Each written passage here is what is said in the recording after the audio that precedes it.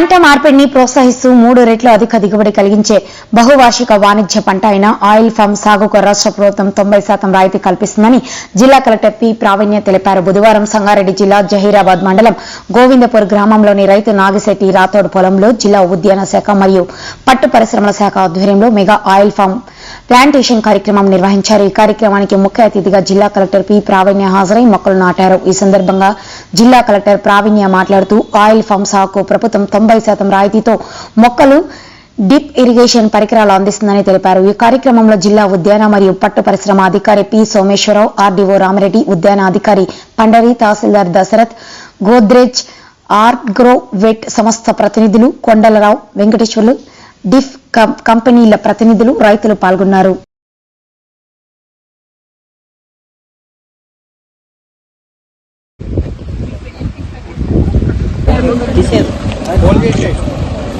ఇంతకుముందు ఏ పంట వేసేవాళ్ళు?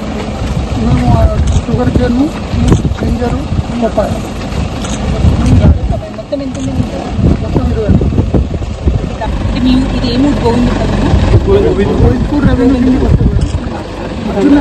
పర్లేదు. ఇప్పుడు ప్లాంటేషన్ అయిపోగానే నెక్స్ట్